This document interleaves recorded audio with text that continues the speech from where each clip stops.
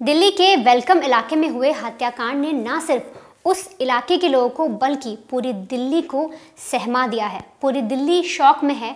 हर किसी को ये डर लग रहा है, हर परिवार को ये डर लग रहा है कि आप अगर रास्ते में निकल रहे हैं, आप अपनी कार से जा रहे हैं, बाइक से जा रहे हैं, या आप पैदल भी अगर घर से बाहर निकल रहे हैं, अपनी कॉलोनी में भी घूम रहे हैं, तो अब हर किसी को ये डर है कि कोई भी सामने से आएगा, वो आप पर अटैक कर देगा, आपको मार देगा या किसी भी बात को लेकर आपसे लड़ लेगा। क्योंकि दिल्ली में बहुत सारे ऐसे केसेस हैं। ना सिर्फ ये जो पहला केस जो आपने सुना अभी, जो रिसेंटली आया कि 2 मिनट 8 सेकंड का एक वीडियो वायरल हुआ, ये कोई पहला केस नहीं है। इससे पहले भी इसी साल दिल्ली में बहुत सारे ऐसे केसेस हुए हैं।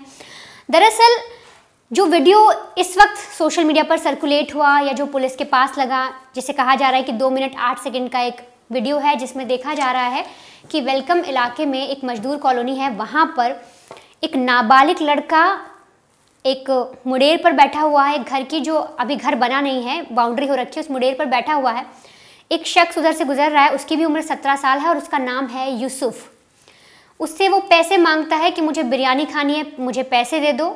लड़का मना करता है और आगे चला जाता है कि तभी वो लड़का पीछे से जाकर उस पर अटैक करता है, उसे मारता है, उसका गला दबाकर उसे नीचे गिरा देता है। जब लड़का मर जाता है तो उसके सिर पर कई सारे वार करता है, अपने पैरों से चाकू से गला रेतता है, मारता है। साथ ही उस गली में उसे 20 से 25 मीटर तक उसका जो लाश जब ज़मीन पे पड़ी होती है तो वो नाबालिग लड़का यूसुफ का बाल पकड़कर उसकी लाश को घसीटता भी है उस गली में। और जब आसपास के लोग देखते हैं, कुछ लोग आगे बढ़ते भी हैं, तो वो चाकू लेकर उनको भी डराने चला जाता है, उनको भी धमकाता है। और तो और वो लड़का पुलिस से बिल्कुल भी नहीं डरता। उसके जहन में या उसके दिमाग में कानून का कोई डर नहीं होता। वो बार बार चाकू लेकर बोलता है कि मैंने मर्डर कर दिया है, अब पुलिस मुझे जेल में डाल देगी। और ये सब करते हुए वो नाच रहा होता है, ना कि उसके चेहरे पर कोई शिकन होती है।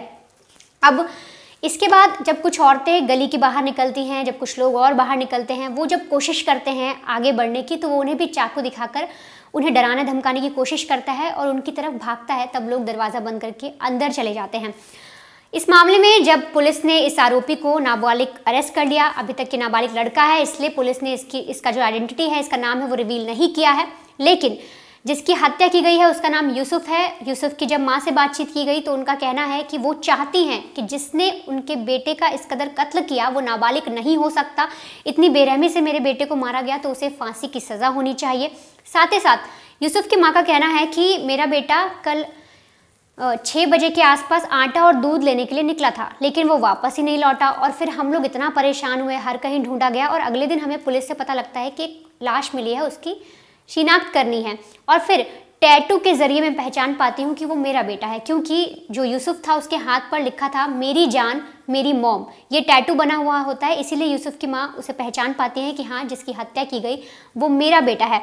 और अब वो माँ, उसके पास उसका बेटा नहीं रह गया, इस बेरहमी से उसके बेटे की हत्या कर दी गई। वो तड़प रही है, रो रही है, लेकिन साथ ही साथ वो इंसाफ की गुहार लगा रही है। वो कह रही है कि जिस नाबालिग ने, या जिसे आप लोग बोल रहे हैं नाबालिग है, उसने इस तरीके से मेरे बच्चे को मार दिया, उसे फांसी की सज़ा होनी चाहिए, उससे कम नहीं सज़ा मिलनी चाहिए। साथ ही साथ पुलिस का भी इस पूरे मामले में एक यही रवैया है कि वो पुलिस याचिका लगाना चाहती है, क्योंकि जिस तरीके से इस हत्यारे ने कत्ल किया, जिस तरीके से अंजाम दिया, और कत्ल के बाद भी ये रुका नहीं, वहाँ पर लाश के पास नाच रहा है, अपनी खुशी जाहिर कर रहा है। और जब पुलिस इससे क्वेश्चंस पूछती है उन सबको लेके, तो इसके मन में कोई डर नहीं है। तो पुलिस भी यही चाह रही है कि इस पर कड़ी से कड़ी इसे सज़ा मिले और जुवेनाइल एक्ट के तहत, क्योंकि पुलिस का कहना है अगर इसे जुवेनाइल एक्ट के तहत सज़ा मिलेगी या उसके तहत इस पर कार्रवाई चलेगी तो ये 1 साल में बाहर भी आ सकता है। और ये समाज के लिए खतरा है, ये बाहर आने के बाद फिर किसी ना किसी को मार देगा, क्योंकि ये लड़का खुद से पुलिस के सामने बोल रहा है कि मैंने 1 या 2 या 3 नहीं बल्कि 4 लोगों को मार दिया है, मैं पहले भी 4 कत्ल कर चुका हूँ। ये पुलिस के सामने खुद कह रहा है। और इसलिए पुलिस भी ये कह रही है कि अगर ये बाहर छूट कर आएगा तो ये आगे फिर ऐसी ही चीज़ें करेगा, ऐसी ही वारदातें करेगा। और ज़्यादा से ज़्यादा पुलिस का ये भी कहना है कि अगर जुवेनाइल एक्ट के तहत इस पर कड़ी कार्रवाई भी होती है तो इसे 3 साल के लिए बाल सुधार गृह में डाल दिया जाएगा, उसके बाद ये वापस आ जाएगा। तो इसीलिए पुलिस भी यही याचिका लगाने की कोशिश कर रही है कि इसके खिलाफ जो कानूनी कार्रवाई की जाए वो एक बालिग की तरह की जाए, ना कि नाबालिग की तरह, क्योंकि जिस तरीके से इसने हत्या को अंजाम दिया वो कहीं से भी ऐसा नहीं लगता कि ये नाबालिग है, इसे इस चीज़ की समझ नहीं है। और अब मैं आपको बताती हूँ कि दिल्ली में सिर्फ ये कोई पहला मामला नहीं हुआ, या अभी जो हुआ ये इस साल का पहला मामला नहीं है। इसी साल के मैं आपको कुछ ऐसे मामले बताती हूँ कि किस तरीके से दिल्ली में सरेआम सरेराह लोगों के सामने एक शख्स ने या एक महिला ने सामने वाले पर ताबड़तोड़ चाकू से वार किया और उसे मौत के घाट उतार दिया। इसी साल 20 बार से ज़्यादा चाकू घोंपे गए साक्षी को। आप में से बहुत से लोग को याद होगा कि 28 मई को दिल्ली के शाहबाद डेरी का एक इलाका था जहां पर साक्षी नाम की लड़की रहती थी। उसे उसके ही दोस्त साहिल ने 20 से ज़्यादा बार चाकू से अटैक किया। आसपास से लोग गुजरते रहे, उसी एरिया से लोग जा रहे हैं, कोई लोग फ़ोन पर बात करते वहाँ से गुजर रहे हैं, लेकिन कोई भी साक्षी को बचाने नहीं गया। साहिल उस पर ताबड़तोड़ वार करता रहा, वो भी वहाँ पर हंस रहा था उस लड़की को मारते हुए। और साथ ही साथ जब एक शख्स ने किसी ने हिम्मत बढ़ाई भी तो साहिल चाकू लेकर उसके पीछे दौड़ पड़ा था। इसके अलावा इसी साल की बात करूँ तो 12 अक्टूबर को एक लड़की है चंद्रिका मलिक, वो कैब में बैठी कंपनी में जा रही थी, वो जॉब करती थी प्राइवेट कंपनी में, 22 साल उसकी उम्र थी। वो जब जॉब के लिए निकली तो उसके बाद एक लड़का है गौरव, वो आकर कैब में बैठ जाता है। कुछ दूर वो लोग साथ चलते हैं कि अचानक गौरव चाकू निकालता है और कैब के अंदर ही चंद्रिका पर ताबड़तोड़ अटैक करना शुरू कर देता है। ये सब देखकर जो ड्राइवर कैब के अंदर बैठा था वो डर जाता है और गाड़ी फटाफट रोक के वहाँ से भाग जाता है। और गौरव कैब के अंदर बैठकर बहुत बुरी तरीके से चंद्रिका पर अटैक करता है चाकू से, और तब तक करता रहता है जब तक उसे संतुष्टि नहीं मिल जाती कि ये मर गई है, उसे कोई एक खुशी नहीं मिल जाती, तब तक वो उस कैब से नहीं उतरता। और जब कैब ड्राइवर बाहर निकलकर हल्ला मचाता है, इतनी देर में कुछ लोग इकट्ठा होते हैं और जब गौरव भागने की कोशिश करता है तो स्थानीय जो वहाँ के लोग थे वो गौरव को पकड़ लेते हैं और फिर उसे पुलिस की हिरासत में दे दिया जाता है। लेकिन उस वक्त भी गौरव चंद्रिका पर जब चाकू से अटैक कर रहा था तो उसे किसी बात का डर नहीं था। इसके अलावा 24 जून की अगर बात करूँ तो दिल्ली में ही कैंट थाना के इलाके में एक दोस्त ने अपने दोस्त की हत्या कर दी सरेराह, वो भी वहाँ पर भी आसपास लोग थे और उसने अपने दोस्त पर चाकू से ताबड़तोड़ अटैक किया। इसके अलावा 6 अगस्त की शाम की अगर हम बात करें तो न्यू फ्रेंड्स कॉलोनी में 21 साल का एक ऋतिक था जिसका पुराना किसी से एक विवाद चल रहा था, लगातार उनकी बातें हो रही थी। सामने से एक दिन वो लड़का आता है, ऋतिक से कुछ बातें करता है, ये चीज़ें सारी सीसीटीवी में रिकॉर्ड भी हुई हैं। वो आकर बातें करता है ऋतिक से, सामने वाला शख्स, और ऋतिक उससे बात न कर वहाँ से जाने लगता है कि तभी वो उसे पकड़ता है और उसकी छाती पर लगातार वार करता है चाकू से, उसकी गर्दन पर करता है, उसका पेट तक काट डालता है। वहाँ पर भी बहुत से लोग आते जाते हैं कॉलोनी में, देखते हैं, लेकिन कोई मदद नहीं करता। इसके अलावा दिल्ली के द्वारका सेक्टर 23 में 18 अगस्त की रात को एक डिलीवरी बॉय प्राइवेट कंपनी का आता है, वो डीडीए फ्लैट्स में जाता है। वहाँ एक 42 साल की लगभग महिला होती है, उससे एड्रेस पूछ लेता है। अब एड्रेस पूछने वो एक बार पूछता है, उसे समझ नहीं आता, दोबारा जब पूछता है तो महिला इतनी आग बबूला हो जाती है, इतनी एक तरीके से उसके मन में पता नहीं क्या चलता है कि वो चाकू लेकर उस पर अटैक कर देती है। हालांकि यहाँ पर जो डिलीवरी बॉय है वो घायल हो जाता है, लेकिन महिला कोई ऐसी कसर नहीं छोड़ती उसे मारने की। तो इसी साल के आपने कितने सारे केसेस देखे कि ये कोई पहला नहीं है जो 2 मिनट 8 सेकंड का वीडियो आया है वेलकम इलाके से, ये पहला केस नहीं है। इससे पहले इसी साल कितने सारे ऐसे केसेस हो रखे हैं और कितने सारे ऐसे लोग हैं जिन्होंने ये सारी चीज़ होते हुए देखी अपने आसपास कि एक शख्स सामने से आ रहा है, किसी पर चाकू निकालता है और ताबड़तोड़ अटैक करना शुरू कर देता है, लेकिन कोई बचाने नहीं आता। वेलकम इलाके में भी जब कुछ लोग बाहर आते हैं तो लड़का चाकू लेकर उनके आगे पीछे बढ़ता है। साक्षी में भी यही हुआ और आसपास जो राहगीर हैं वो तमाशबीन बन जाते हैं और कोई बचाने नहीं आता।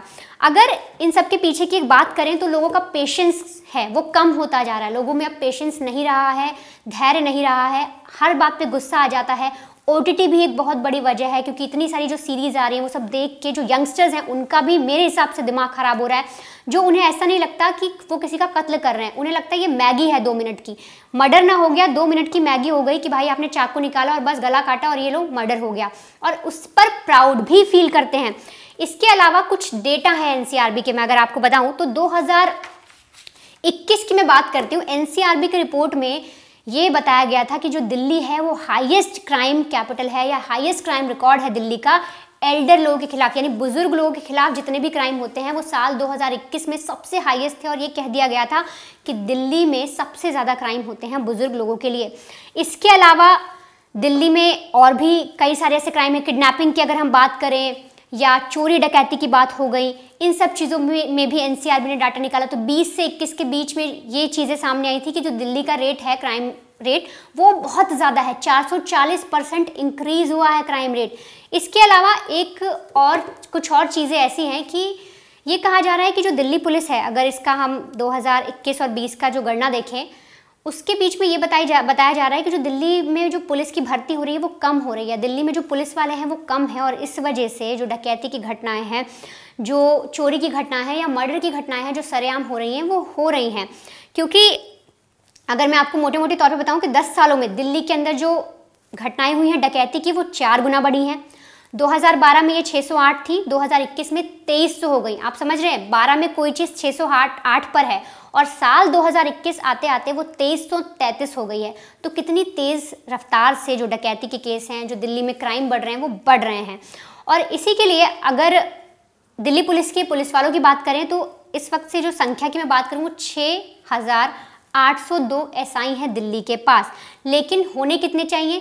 7456। जो आप दिल्ली पुलिस के अंदर जो रिक्तियां होती हैं उन्हें जब भरा जाता है तो टोटल आपके पास 7456 होने चाहिए, लेकिन हैं 6802। और एसआई पद पर 654 पद यानी अभी खाली हैं, जिनमें 9% की अगर हम बात करें तो 9% ये कम है जितने होने चाहिए उनसे। और इसी वजह से बहुत सारे लोगों का मानना है, एक्सपर्ट्स का मानना है कि पुलिस वालों की कमी की वजह से लोगों में पेशेंस नहीं रहा। बहुत सारी ऐसी चीज़ें आ रही हैं जो यंगस्टर्स देख रहे हैं और उसी सब वजह से उनके मन में किसी का मर्डर करना कोई बड़ी चीज़ नहीं रह गई, पुलिस वालों का डर नहीं रह गया, और ताबड़तोड़ तरीके से दिल्ली में मर्डर हो रहे हैं, डकैतियाँ हो रही हैं, और भी ऐसी कई सारी वारदातों को अंजाम दिया जा रहा है बेखौफ होकर।